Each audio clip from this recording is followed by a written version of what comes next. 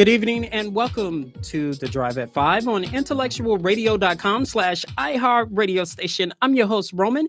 We have a terrific show planned for you today. Please stay tuned to IntellectualRadio.com/iHeart radio station for Warriors Talk with Rochelle at 6 p.m. Tonight, my guest is the former Deputy Director and Chief of Staff of Illinois Criminal Justice Information Authority. She is a former Director of External Affairs for the Chicago Federation of Labor and former Director Chief of Staff for Civic Engagement at the Illinois State Treasurer's Office or Department. Please give Drive at 5 welcome to candidate for the 1st Congressional District, Cherise Williams. Welcome to the Drive. Thank you for having me. So please give IntellectualRadio.com/iHeart radio station your background. Sure. Well, that was a great introduction. So thank you for that, Roman. Real quickly, those are all the different various roles that I've had. I am from the South Side of Chicago. So mostly from the South Side of Chicago. My father is a Marine, so we traveled a lot when I was a child. But I spent my high school years here on the South Side, and went to Mother McCauley High School. Started off at Illinois State, but left before they asked me to leave, and graduated from Lewis University. Have a wonderful child. He's a 20-year-old young man at Morehouse College. So I'm very excited because he got all A's on his midterms. So he gets to stay another year. So we're very happy about that. And it's really honestly because of my child that I got into public policy. So with him, I got my master's at University of Chicago while I was working at this organization called Link Unlimited. And that kind of propelled me for all of those wonderful opportunities that you just named. So I started off again at the Illinois State Treasurer's Office, where I worked with Treasurer Ferrix at the time. When he was running for the treasurer, no one knew who he was. He was just kind of this senator from Champaign. So we had a great team and got him elected to the office. And that was my first foot into politics. So what is your platform in running for the U.S. Congress in your district? Sure. In 2017, I lost my godson to violence. And, my story is not unlike many other people in my district. And so I actually ran for office. It was a very emotional run for Cook County Commissioner for the 3rd District. At that time, Jerry Butler had retired. And I wanted to fix the criminal justice system. So I ran for a race. I came 3 out of 7 with no money. And that run, let me know kind of what the politics and the procedure of running for office. So about 2 years ago, I had a conversation with a gentleman by the name of John Rogers, who is the founder and president of Ariel Investment Capital. And he also served as Obama's finance chair when he had his run. And he asked me to think about running for federal office. And at that time, I said no. Because that was prior to, and I wasn't going to run against Bobby Rush and Danny Davis.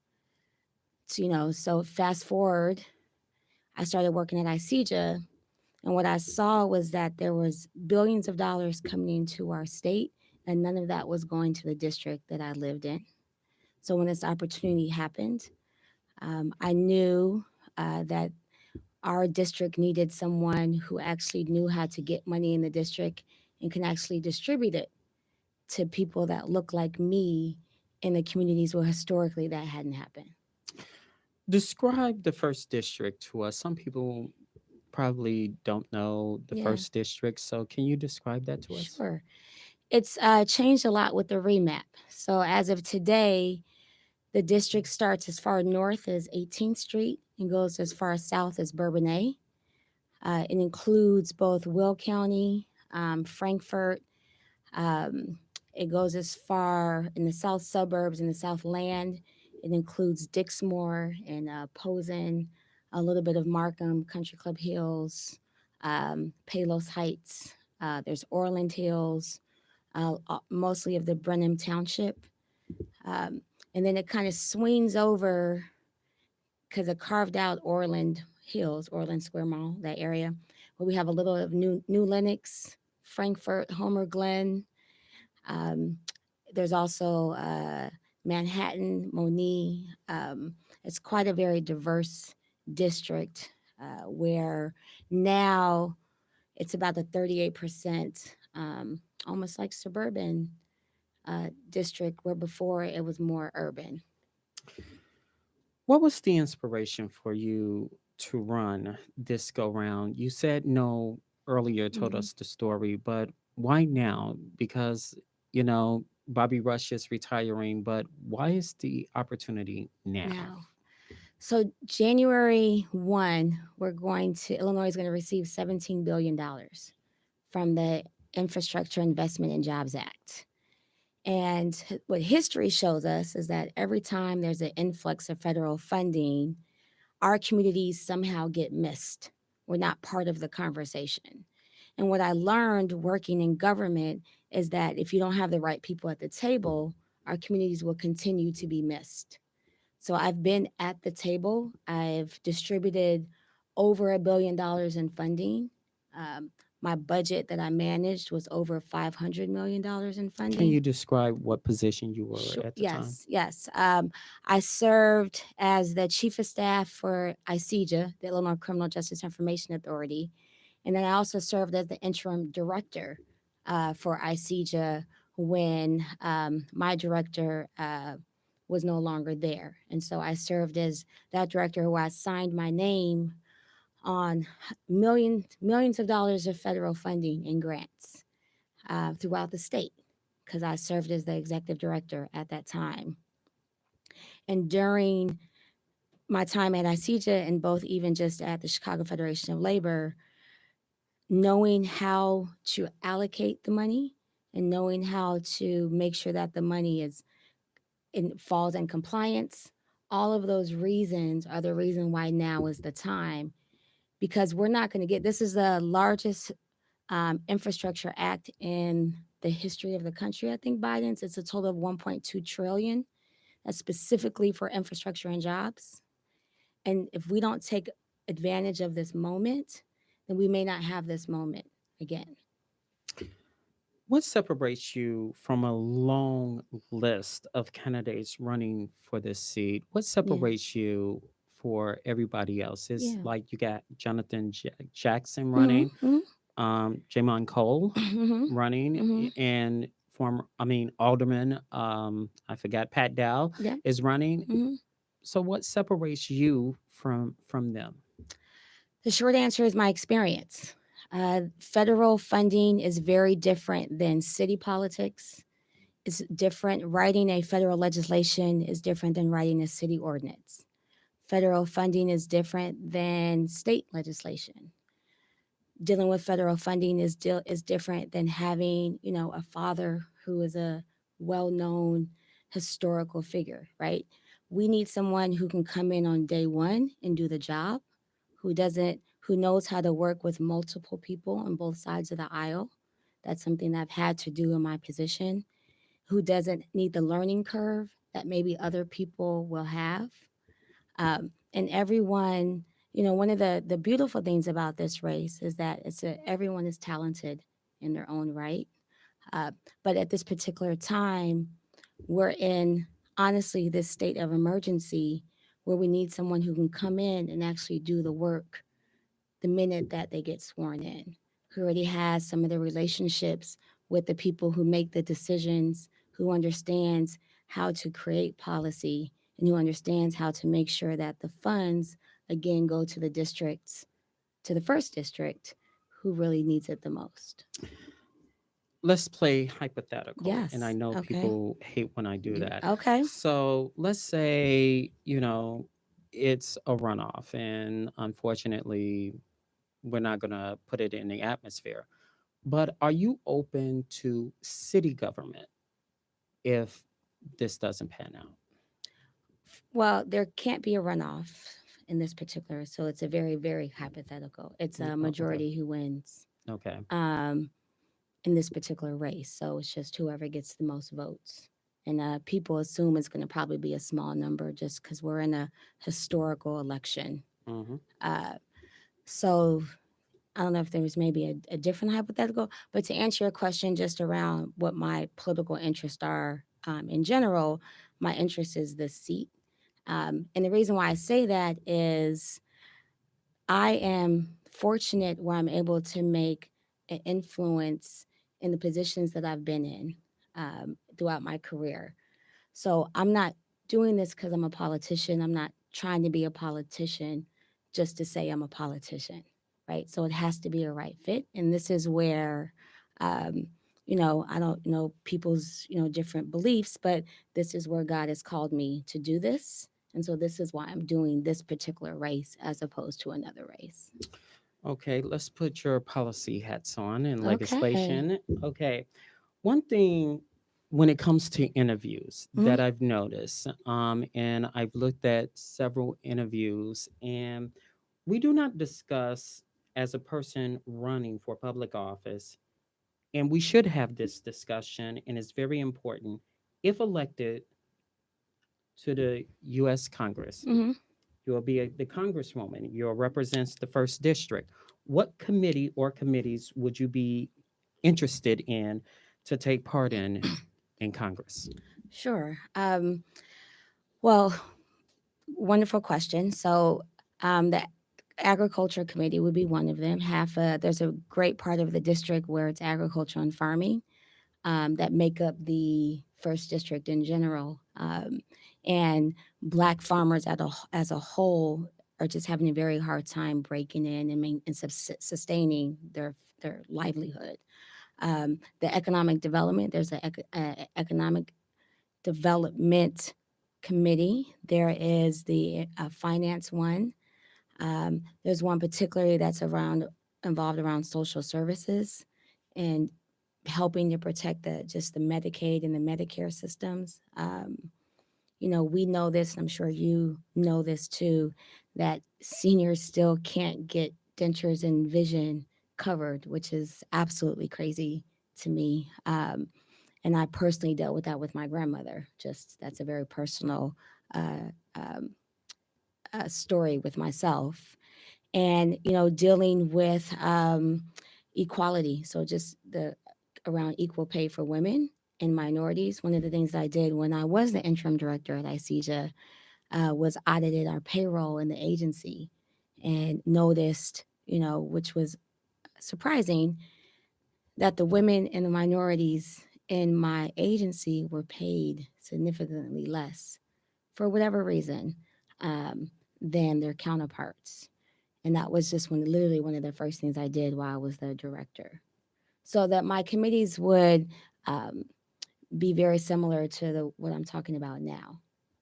Glad you mentioned because Congressman Bobby Rush sits on the Energy and Commerce Committee as well as the Agriculture Hmm. Committee.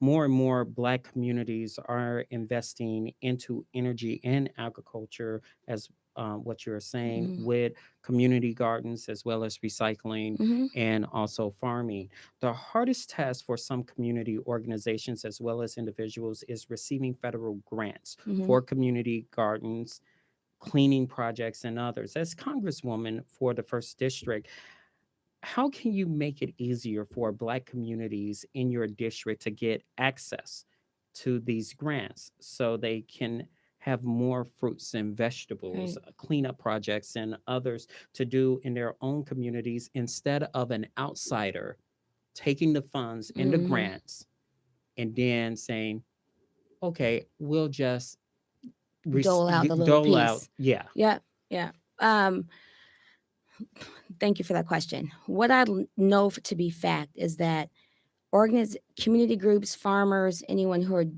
doing the work, you cannot do the work and also administer the grant at the same time. Sometimes that's very difficult, especially when you're dealing with federal funding. Like I know this to be true. And But what there are current organizations that's doing that currently. I know, and it's hard for them. But I'm talking about for the smaller ones. Okay. It's hard for them.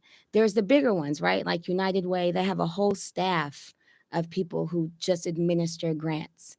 I'm saying for those organizations, for those Black farmers that are trying to even just, you know, help the land next door to them, or to the ones that are just even in the southern part of the state, if you're trying to do your land, grow your lands, and manage all of that, it's also hard to apply and maintain federal funding. It is the amount of paperwork and time that it goes to do all of that is tremendous. So what we did at ICEJA, recognizing this problem, is even ease the burden of paperwork. We looked at this law, it's called GATA. So this is a federal law and a state law, which is the Grants Accountability and Transparency Act, and looked on what we can take out to make it easier for people to get grants. What really is the paperwork do you need? How thick does it have to be? Can the application be 8 pages as opposed to 80 pages? So this is work that we had already started doing at the state. This is work that I'll continue to do once I become the Congresswoman. I would work with organizations like the Small Business Association. I would work with the Department of Agriculture. And there's programs now that are particularly focused on helping Black farmers, but they don't have the resources to do that. So we would institute something like navigators. I don't know if you're familiar with when they had the Get Covered Illinois campaign, and this is something that we're thinking about doing even for R3, is having people go to these communities and help them walk them through it. Farmers can't leave their land. They need to be there.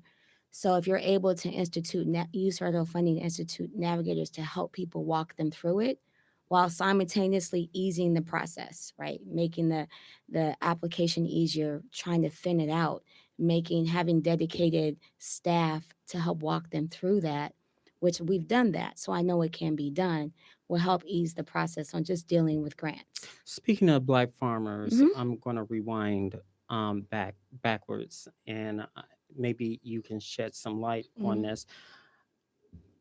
They were proposing a while back, before Yeah. marijuana became legal in the state of Illinois. They were basically saying, hey, Obama was in charge. Can we start growing marijuana? Mhm. White farmers are doing it. Mhm. Some of the stuff they said no, they cannot grow, but white farmers can. Just like what's happening now, currently, Biden issued grants specifically for Black farmers. Mhm. Is being tied up, those grants are being tied up in court. Yeah. That's part of your district. Mhm. How can you sit there and say, not meaning you, Mhm. and say to these Black farmers, help is on the way, Yeah. and knowing that It's tied up in court. mortgage, Mhm. food is up, everything is like an issue now, and their money is tied up in court because of the white farmers saying that's discriminatory. You would say to that, how would they get the grant that Biden rightfully have given to them, but now it's tied up in court? Yeah, I'm familiar with what you're talking about. The farmers basically called it reverse discrimination. These grants that you're referring to, and to answer that question specifically around the courts. So I don't know enough on where it is in the process, but what I do know is that while I may not be able to help them with that money at that time, what we can do is find other monies to give to them while they're waiting. So again, one of the things that we did as of right now, there's this ARPA funding. I'll just use that because that's the most recent pot of funding that's there right now from the federal government. So, for example, that could be a pot of funding that could be temporarily used, I think, until 2026, that farmers and organizations and families can use as an effect of COVID. It's in the law. So there was the CARES Act, that first bounce of funding, and the next is the ARPA funding, that they are legally entitled to use for their business, to use for their payroll, to use to pay back rent, mortgage, all of those things that you just said. That's open for anyone. And I'm not talking about PPE. That's different. But Yeah. a little pushback. Yeah. Okay, let's say you can do that. Hmm. Let's say, but it's going to take 60 to 90 days in order for them to get that relief. And still, ComEd is not going to wait. Mm-hmm. People's Energy is not going to wait. Yeah. And their vendors is not going to wait. How can you, like, right now, within 10 days or 15 days, you can? Yeah. So from a Congress standpoint, you can't. But Mhm. what is a Congress, what you can do is that you, and what has happened is that they've worked with their local elected officials, so their local commissioners or local aldermen who also have pots of money, and use those resources together. So I'll give you an example. There might be a time where, as a congresswoman, I can allocate funding, but it might not be able to get there. I don't know, to your point, for 90 days. Um, but you can work with your state rep, or you can work with your local who may have a little more flexibility and time to do that. But also, even just to kind of push back on that, one of the things that we did for that exact same reason when I launched the R3 program is that we worked with the comptroller to have the money released within 10 days.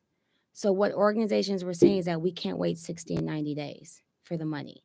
So the comptroller, the lieutenant governor, and my office all worked so that they were able to get those fundings within 10 days. And that was joint work, again, working together. So to your point with the farmers, again, I don't know enough about what their payroll, I don't know what they're how they're getting paid right now. I'm only going based on your hypothetical. If their money's being held up with the comptroller, if their money's being held up with their local elected, wherever the money's being held up, as a congresswoman, I can have a conversation with whomever that is to see if we can work out something to help ease the burden of payroll, only because we've done it before on the state level. One of the legislations that has been sitting in Congress is the SNAP Plus Act. Mm-hmm. Congressman Rush introduced the bill on December 20th, 2021. The SNAP Plus Act allows individuals who are receiving SNAP to purchase hot and prepared food items. It has been an issue for some time now, especially here in Illinois. Knowing this piece of legislation is currently sitting there as Congresswoman, how can you get it passed? Because more and more supermarkets are making hot meals Mm-hmm. and prepared foods. Your thoughts on that? So I don't know why it's sitting, why it hasn't been passed. But with any piece of legislation, one of the things is working is having joint conversations on why it has not been passed. I don't know the answer to that, but um, what I would do is, one, find out why, and then figure out if it's a local reason. So if it's a state reason on why it hasn't been implemented, if it's a federal conversation, is there not enough votes for it? Has it left the rules committee? Where is it even just on the process? Did it get stopped because of COVID? I don't know where it is. If Did some of the sponsors drop off? Figuring out where it is and why would be the first thing, and then second would to have the conversations to make sure that it would get it passed.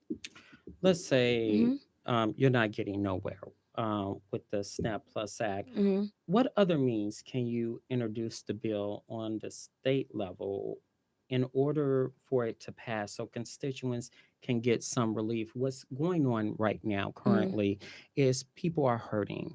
People, let's say somebody, you're a single mother, you're working, Mm-hmm. and you're making ends meet as much as you can, but you're receiving some assistance Mm-hmm. and you're only getting, let's say, $150 in SNAP. Mm-hmm. And hamburger meat is like $15 now. Mm-hmm.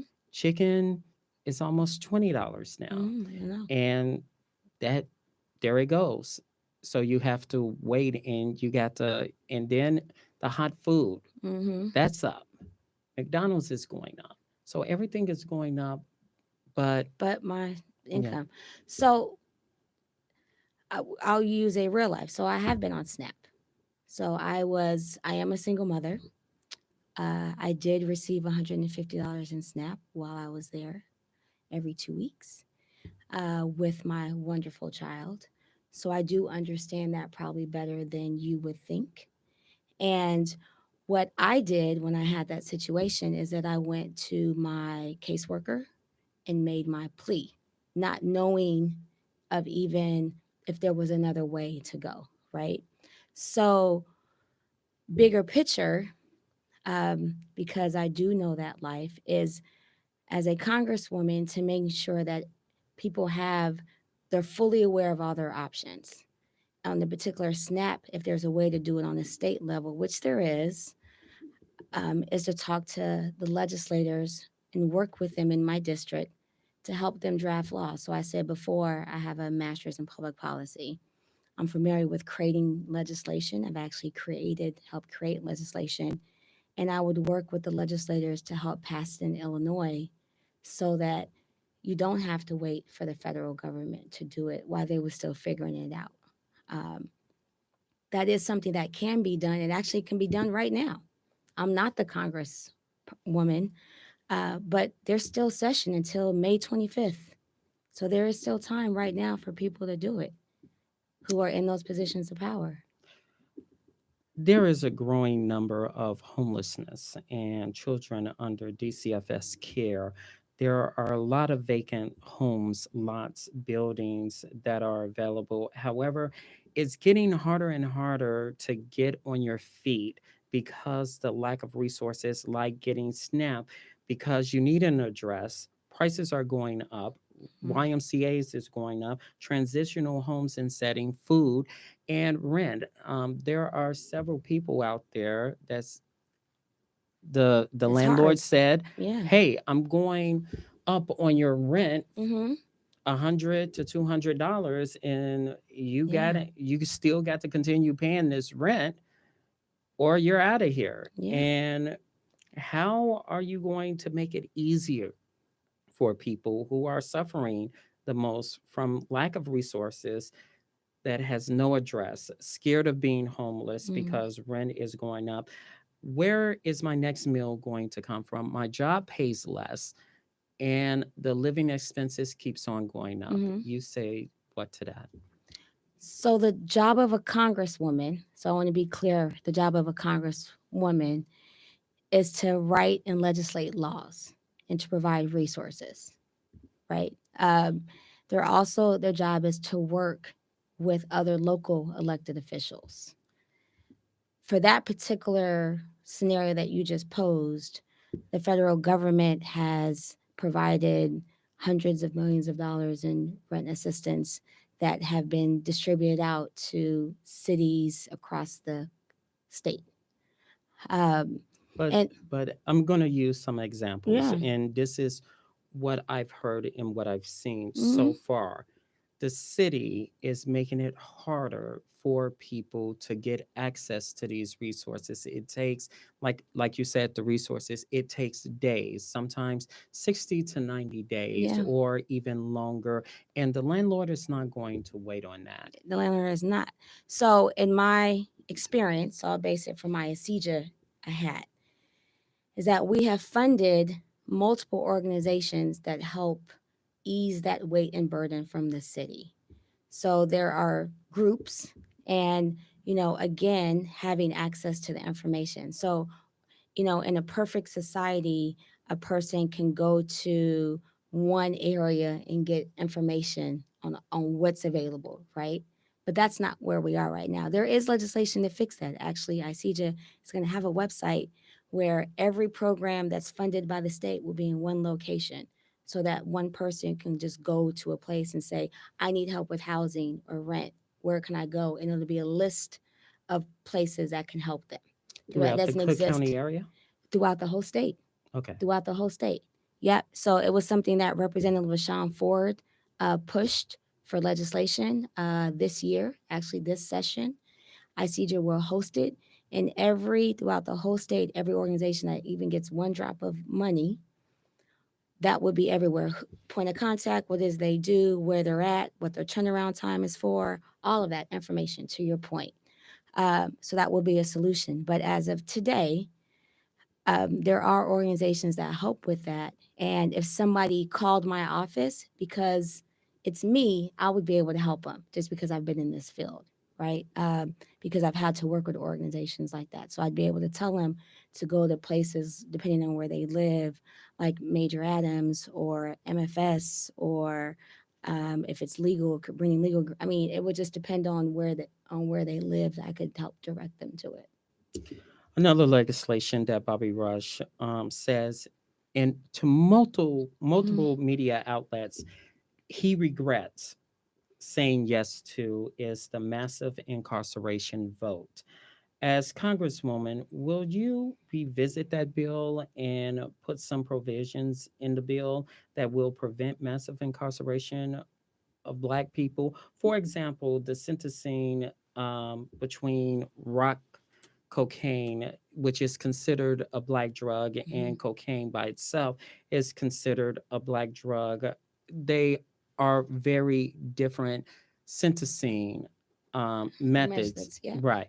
So, is it possible to revisit that bill or introduce your legislative person? So can you say, okay, let's put an addendum on this and see where it goes? So, short answer is yes. I just don't believe in mass incarceration as a whole, but including addendums, you can make legislation to repeal. You can do legislation to overturn. You can uh, just, depending on what pieces of it. Mass incarceration is predatory. And to your point, the sentencing difference, I think it was between rock cocaine and powder cocaine, was the minimum and the maximums, have been historically, you know, I mean, just have destroyed our communities throughout time. So that would be legislation that I would love to help research and support and repeal and overturn and addendums and whatever else I can do to some way start rewriting all the wrongs that's happened because of that bill. Opioids is another drug disparities. Opioids, you Yeah, said? Mm-hmm. yeah. Mm-hmm. If I'm pronouncing it correctly, of sentencing. As Congresswoman, the white community wants compassion when it comes to opioids. Mm-hmm. However, when it comes to Blacks taking the same drug, it's no compassion. Is there a need for federal legislation, accountability law, or prosecutorial reform act holding judges and prosecutors accountable for heavy sentencing towards Blacks? Is there a say that again? Okay, Yes. the question is, Yeah. is there a need for federal legislation Uh-huh. to hold accountability for judges Yeah. and prosecutors regarding heavy sentencing towards Blacks? Meaning that, let's say a white person does the same Same thing thing. Mm-hmm. and they get a life Yeah. sentence. A Black person, they get the maximum and then some. Should there be an accountability law or a prosecutoratory reform act? So there should be, unfortunately, the reality and what should be are two different things. If one ethnicity group does the same thing as another ethnicity group, or white and black, then the crime should be the same. The punishment should be the same for the same crime. That is what we do know is truth. And regarding accountability, I think there should be accountability across all aspects of it. If there should be a certain bill you're saying specifically around prosecutors and that, I don't know the answer to that. And I'll just tell our lovely audience that Roman did not tell me anything what we were talking about today. So I appreciate that. I'm just letting you know, because some of these bills I would have known a little bit more, but you didn't tell me anything about this. I just, want to make that for the record. But I do think that But the I researched you, and I love I had no idea any of and I that. know you was a legislator. That's why. Yeah. But there should be accountability across all boards. If regardless if you're a prosecutor or a judge or a lawyer or a person on the street, if you do something that unjustly impacts and is unfair to people that look like me, you should be held accountable. But that's the issue Yeah. because more and more blacks are being exonerated for the crimes they thought or appeared Mm-hmm. or something, and it's costing the state, especially Cook County, because of the John Burge issue, Issues. Yeah. billions of dollars. Fixing past mistakes. Yeah, fixing Past past mistakes. mistakes. Yep. Can the prosecutors be held responsible and the judges be held responsible as well? Well, and see, the thing is, a lot of those, unfortunately, it depends, right? So if you're looking at a prosecutor that was there 5 years ago that may not be there today, how do you hold a prosecutor today for the crime that was done 5 years ago, right? So what I think should happen is that for the prosecutors today, there needs they don't have this, they shouldn't have the same guidelines. To your point, our time has changed. And whatever the sets of rules and standards, I think that we have good um, legislators. I think Kim Fox is, attempting to do a really great job in righting the wrongs that has happened with people, with Black people.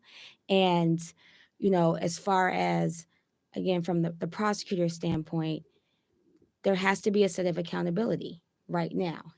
If they're not holding themselves up to that standard of accountability, then there needs to be repercussions. I mean, that's But just the very there's not. But you think there's there. not. But you're a legislator. Yeah. Let's say you're holding your hand on that Mm-hmm. Bible. I mean, people are in jail saying, "I didn't do this." I mean, there's um, like juveniles. Mm-hmm. They pin crimes, murders. The list goes Mm-hmm. on, Mm-hmm. and nothing. There was supposed to be a reform talking about that the FOP cannot be at a crime scene. That went nowhere in the state of Illinois. Mm-hmm. What can people be assured that my brother, my sister, I can Mm-hmm. be pinned for a crime or something like that if they don't know their rights, and the prosecutor is hammering them and saying you're getting 50 to life. Yeah.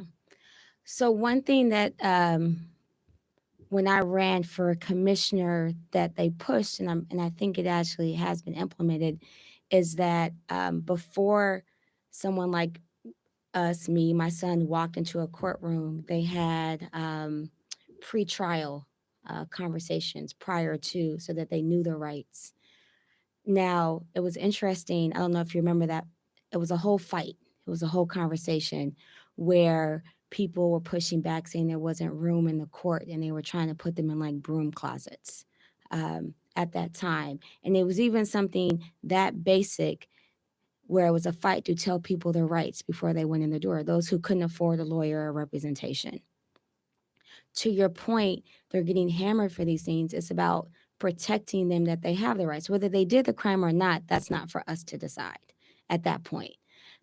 But everyone deserves a right to have a full awareness of walking in the door so that they don't agree to something that they did not do, or they're pinned for something, or if they're when they're in the room and they're getting hammered by cops and they don't get their phone call or they don't get the representation that they need. That's the accountability piece. That's the part where you have to look and see, how do we protect that to make sure that that doesn't happen again anymore. To the bill that got stuck, or you said it is stuck, I don't know where that bill is, but I would just say, from a congresswoman, what if there's something that I can do, is be a voice to, again, to help that, because that is, state, and use whatever influence that I may or may not have to help shepherd and protect those people so that they have the right and the information before they walk into the court. Crime is a big issue, especially in the first congressional district. How can you curb crime in your district in order to make people feel safe through legislation?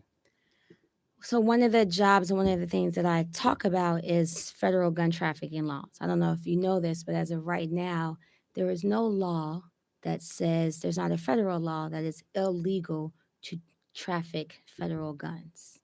It's not a law. There's aspects of it, where, depending on where you are and where you're going, but there is not a federal law that says you cannot traffic a illegal gun from one state to another, um, which is very interesting to me. So I would work to make it illegal to traffic illegal guns across state borders. A lot of our guns that come into the state now come from surrounding borders. They come from, straw purchases, uh, people buying legal guns and then selling them on the illegal market are kind of the top three ways. And, in my role, that is something, the one that I think is the most important thing is to call it illegal. So once you do that, then you can start working on the consequences of those actions. What you think about the recent issue of Biden proposing a ban on ghost guns? I'm for it. Ghost guns and the 3D guns. Right. Yeah, all of that. I mean, those all um, impact and can possibly kill the same way. So I support that ban. Um, Criminal justice reform Mhm. has been an issue as well. What is your stance on that? Criminal justice reform is a very interesting and broad conversation. So, criminal justice, there's prevention, there's intervention, but there's also needs to be the conversation around mental health resources that people are just starting to talk about around criminal justice reform and dealing with just the PTSD of living in an area where you normalize gunshots. Which brings me to my next Oh, look at question. that. I was right on target. Mental health is a big issue. Yes. More and more mental health facilities are closing due to lack of funding. Funding. More people in the Black community are suffering from mental illness or haven't been diagnosed Yeah. as being a mental illness. Crime is up because of it. Again, lack of resources in our community. How can a person receive assistance for mental illness if there are no mental health facilities due to lack of federal funding? Funding. Yeah. As legislators, what are your plans on that? To increase federal funding for mental health resources. So I've done it again on the state level with federal funding. So I've actually used federal funding to provide more mental health services around community-based just trauma centers, helping community-based in the schools. So I used, and that was something that the state hadn't historically done prior to my time at ICJA, and using federal funding to help with communities, trauma-based services just in the communities throughout the state. So partnering with schools and other trauma recovery centers is something that has done and has been successful. So we have the data to show that. As a legislator, I would take some of those success stories and basically advocate for more funding to expand it throughout the state since we know that it works. And actually listening to our youth who have asked for these services. And I know that we can do the funding because I've done it. And I would advocate and I would allocate for more funding. I just don't know there's been a voice in our district that has asked specifically for that money. I'm not saying it hasn't happened. I'm just saying I don't know if that ask has been specifically made. I was able to use the federal funding that we had at ICJA to do that because I knew that that was a need. Small Black businesses Mm-hmm. has increased significantly for the past 2 years. Grants for small Black businesses um, has increased. Unfortunately, small Black businesses are not the recipients of these grants. Those organizations are over them, and if you look at Which the organizations over them? well, Like, I don't want to name them. oh, okay, you're just saying other organizations. Okay, Yeah, got it. All yeah. right. So Mm-hmm. I after the show, I will name them. Okay. Um, the organizations, if you look at those percentages, Mm-hmm. small Black businesses is a dismal 1% Mm-hmm. or 2%. And a significant number who apply for these grants are two different things. As Congresswoman, how are you going to make sure Black businesses get a piece of the pie and hold those organizations receiving these state and federal grants to give to small businesses and small Black Black business. businesses accountable, because there are grants right now and people are saying right now $50 million is in the pot, and some small Black businesses said you're going to receive a loan for that, and they're like, why, if Mm-hmm. I'm applying for a grant? Mm-hmm. Your thoughts on that? So I learned the term sharecropping. Uh, it kind of sounds like what you're describing is what some of my community groups told me what that is. So um, when during ICEJA, when I became aware kind of how this process, the way to unravel all of that to make sure that our small businesses got the grants, because these were grants that they should have gotten. Because what we saw is that bigger groups were coming in saying that they would work for these groups with these groups, but these groups never saw the money. I think we're saying the same thing, but I probably said it. Said it probably nicer than I said it. And how we had fixed that, or trying to fix that, is that we in our process, we made sure that one, that everyone was at the table, that the smaller businesses had to come to the same table with the bigger businesses. They had to have an MOUs signed on the budgets. Please. I'm sorry, memorandum of understandings. Okay. When they submitted the budget, there had to be a budget specifically for those small businesses in the overall budget, so that we saw where the funding and the monies went. And then we had multiple conversations with both we call them maybe subs or primes, to make sure that the subs knew that this program or this grant could not proceed without them. So this again was, we called it like a collaborative. You couldn't do one without the other, or then the whole thing would have to go poof. Um, and to make, because that was not the spirit of these fundings while we were there. Um, but this was something that was historical. So when we saw or started seeing the success, we started kind of taking our show on the road and working with other agencies to teach them how to do this. So I'm hopeful over time. And again, we worked again with the comptroller and different organizations and agencies to make sure that the process was easier. As a legislator, I would kind of take this. I don't want to wrap this up and work with SBA. I don't know how much attention legislators pay to SBA. SBA, the federal SBA. There's a lot of money that goes into that agency, and I think over time, um, maybe it's become this kind of giant. There's ways to work with them. I'm looking forward to working with them to make sure that we ease the access of burden to give to some of these smaller groups that just over time may have made it harder. I don't know that, but I know that I did it. I understand GATA. I know they use the same federal um, accountability systems that we use in the state. So I'm very familiar with the language and the rules, and knowing what we can and can't do. So as a congresswoman, I would work, I would kind of take what I've learned and what's been successful in dealing with federal fundings in my job that I just had, and taking that and working with them on the bigger stage.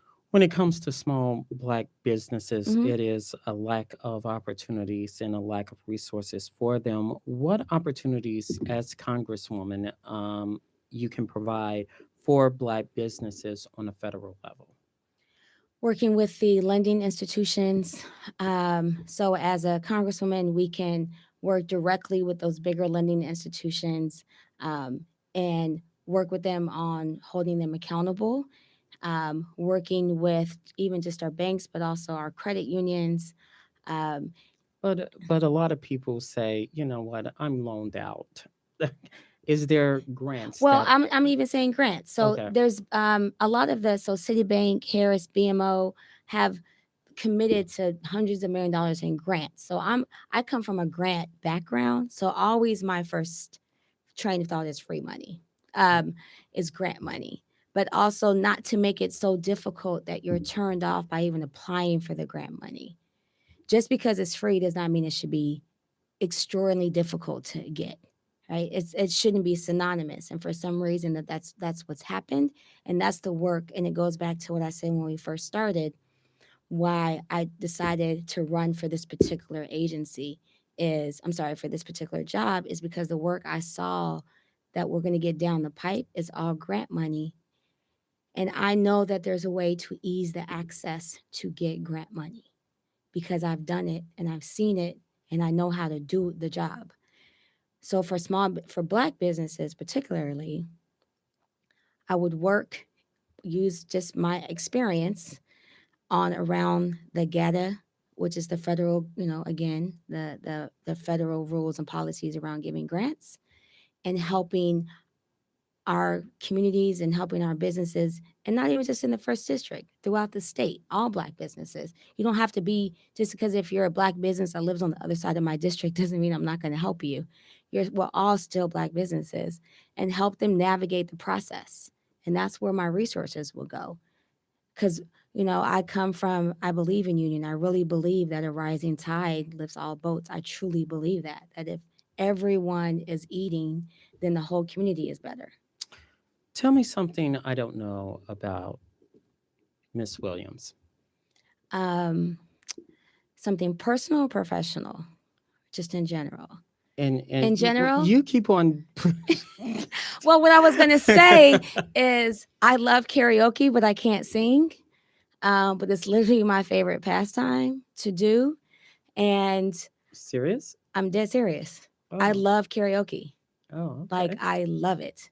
I've had karaoke parties, but I have the worst voice in the whole world. And I'm comfortable in not being able to carry a note because my soul feels better when I sing. And don't worry, I'm not asking. Okay. Thank you. Thank you for that. Please give intellectualradio.com/iHeart radio station where they can get in contact with you and other information you may want to provide for our listening audience. Sure. So my website is www.cheriseforcongress.com. And my email is info at cheriseforcongress.com. It goes to our cell phone, so we see it. And honestly, what I'm looking for is just to join my team. We have a great team. We are literally a community belt team. As I said, I'm from the community. These are my people. And I'm looking for just those who want to come by my office. It's on 111th and Longwood. We're there every day and make calls, knock doors, or just have coffee and sit and talk with me. And I just want to hear from the people in the first district. All right. Don't be a stranger. That's to an the hour? driver. It went by so fast. Thank you so much. That's going to do it for us on the Drive at 5 on Intellectual Radio. Thanks to Earl Winfrey, our executive producer, Wanda, who's behind the scenes. Don't forget, next week we'll have Alderman David Moore in the studio. You guys have a wonderful week.